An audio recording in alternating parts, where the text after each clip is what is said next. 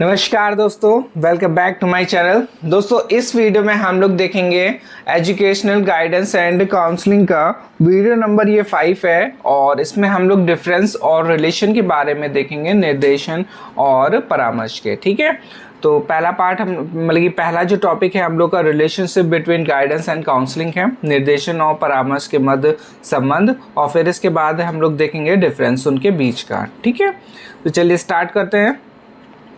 और एक और बात कि जो भी पॉइंट्स है ना, मतलब कि जो भी ये हर वीडियो में कुछ ना कुछ ऐसे पॉइंट्स हैं जो आपके एग्ज़ाम में आएगा ही, तो कोशिश ये करिए जो भी मैं बता रहा हूँ नोट डाउन जरूर कर लीजिएगा, एक अभी से ही रजिस्टर बना लीजिए जिससे कि आपको लास्ट टाइम में दिक्कत ना हो। ठीक है, क्योंकि अभी देखिए कंफर्म नहीं है, बट चांसेस सबसे ज़्यादा सब्जेक्टिव के ही हैं कि सब्जेक्टिव पेपर होगा। अगर ऑब्जेक्टिव भी होता है तो भी आप लोगों को 20-20 से क्वेश्चन से काफ़ी मिलेंगे। जैसे कि अभी सेकेंड सेमेस्टर में भी काफ़ी क्वेश्चन आपके, जिसने इसमें बुक पढ़ी होगी उसके लिए तो बेटर है, अच्छे से क्वेश्चन सॉल्व हो गए। बट एमसीक्यू के भरोसे जो भी गया कि एमसीक्यू पढ़ के जा रहे हैं, आओ देख कर आते हैं क्या क्या होता है, तो काफ़ी क्वेश्चन उस पर फंसे भी थे। ठीक है, तो चलिए स्टार्ट करते हैं। निर्देशन तथा परामर्श में घनिष्ठ संबंध है। कैसा संबंध है? घनिष्ठ संबंध है। इनके संबंधों को निम्नलिखित प्रकार समझा जा सकता है। अब देखिए निर्देशन के बारे में पहले हम लोग देखेंगे। निर्देशन एक शोद्देश्य क्रिया है। कैसी क्रिया है? शोद्देश्य क्रिया है ये।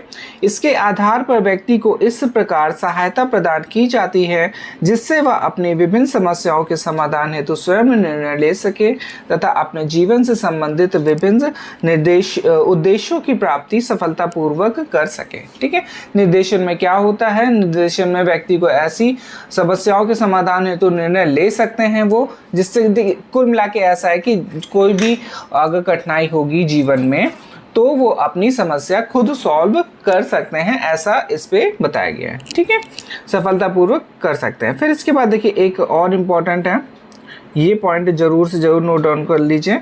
साइसोम्स के शब्दों में भी निर्देशन का उद्देश्य उन सजीव तथा क्रियात्मक निहित शक्तियों का विकास करना है जिनकी सहायता से वह अपने जीवन की समस्याओं को सुगमता और सरलता पूर्वक हल करने में योग्य बन सके। ठीक है, तो किसने बोला है? चाइसोम ने बोला है ये।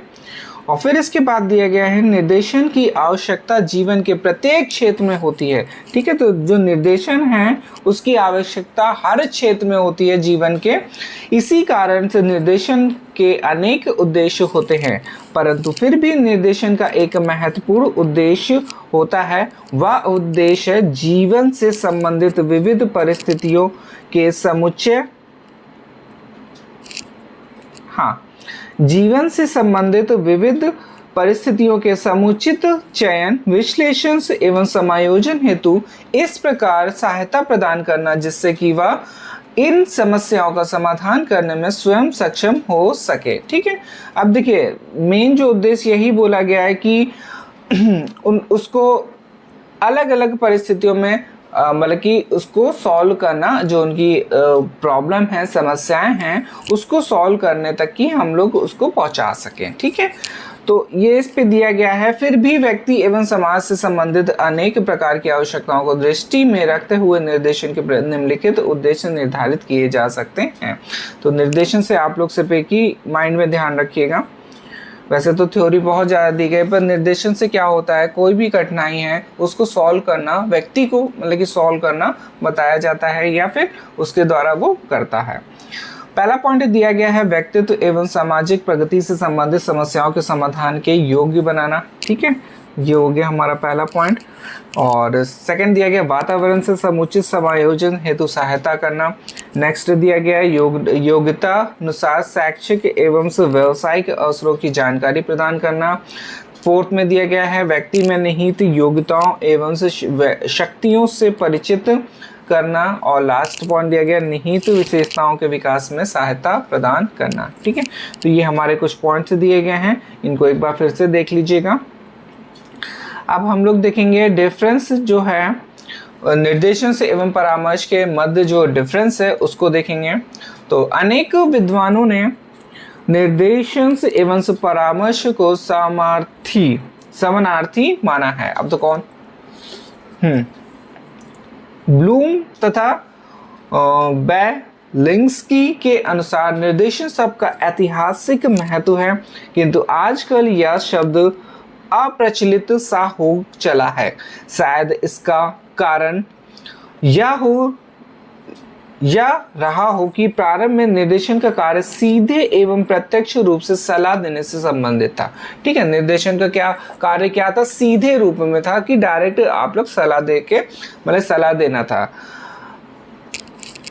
बट आज निर्देशन की तकनीक एवं विधियों की सक्रिय भूमिका की अपेक्षाकृत कम आवश्यकता और इसी कारण परामर्श शब्द निर्देशन की अपेक्षा अधिक अर्थपूर्ण है। इसी प्रकार हॉल और लारी ने अपने विवेचन में निर्देशन की उन विधियों का जिक्र किया है जो प्रकारांतरण से परामर्श के अंतर्गत आती हैं। ठीक है, तो ये जो पॉइंट्स दिए गए हैं, ये जो नाम दिए गए हैं, इनको आप लोग याद रखिएगा। और फिर इसके बाद दिया गया है निर्देशन से एवं परामर्श के अंतर को समझने के लिए हमें दोनों की व्यवहारगत धारणाओं को समझना होगा। अब देखिए क्या नाम एक और देखिए दो दिए गए हैं। हम्फ्रीज और ट्रैक्सलर के अनुसार निर्देशन के अंतर्गत वे सभी अनुभव एवं क्रियाकलाप समाहित हैं जो व्यक्ति को अपने को समझने, अपेक्षाकृत अधिक बुद्धिमत्ता पूर्ण निर्णय लेने एवं अधिक प्रभावशाली ढंग से उन्नति की योजना प्रस्तुत करने में सहयोग देते हैं।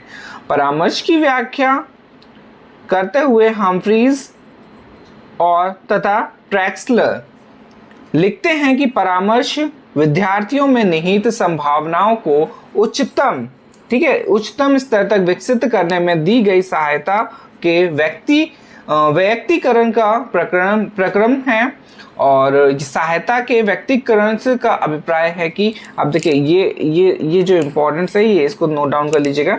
सहायता को एक व्यक्ति तक सीमित रखना। ठीक है, क्या अभिप्राय है कि सहायता को एक व्यक्ति तक सीमित रखना।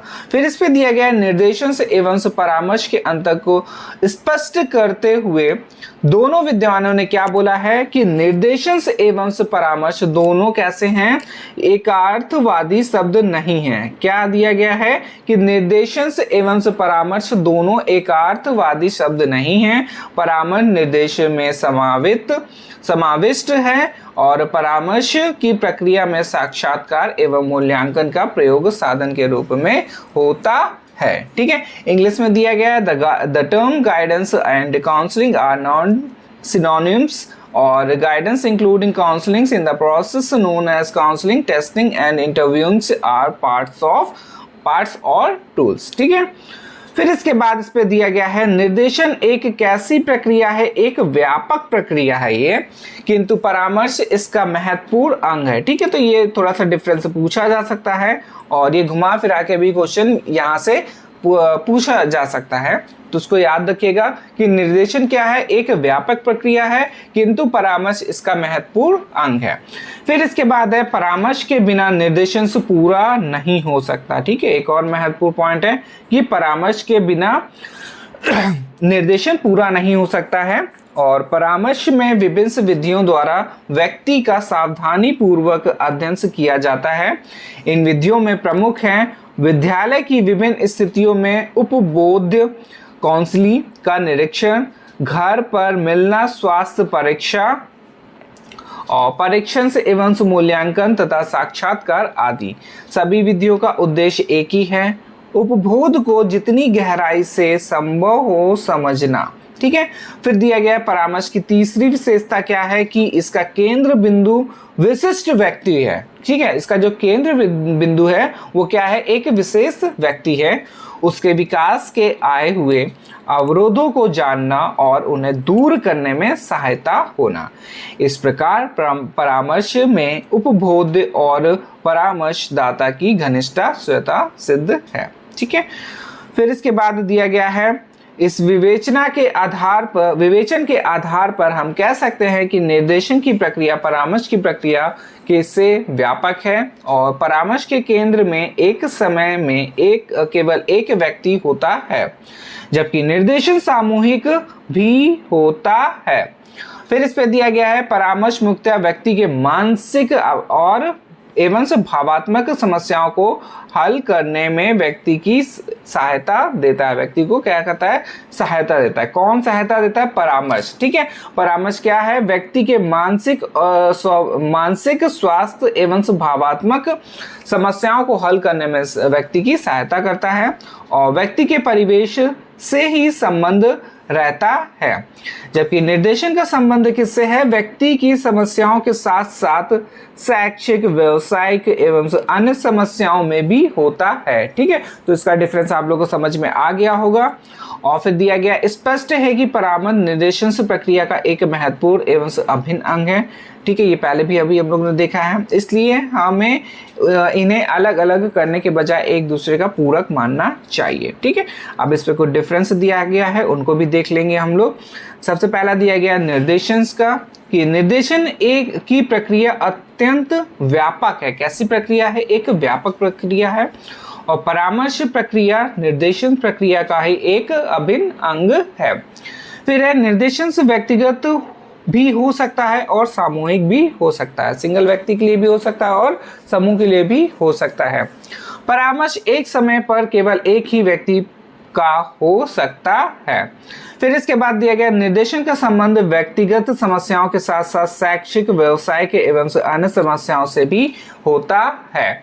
परामर्श क्या है? मुख्यतः व्यक्ति के मानसिक स्वास्थ्य एवं भावात्मक समस्याओं के समाधान ढूंढने में सहायता प्रदान करता है।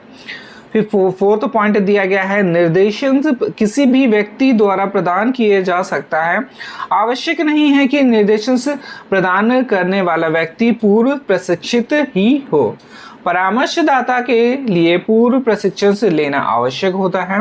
और नेक्स्ट दिया गया है निर्देशन वस्तुतः पत्र, पत्रिकाओं, पुस्तकों एवं पत्राचार के द्वारा भी संभव है। ठीक है, तो क्या किसके द्वारा संभव है? पत्र, पत्रिकाओं और पुस्तकों एवं पत्राचार के द्वारा भी संभव है।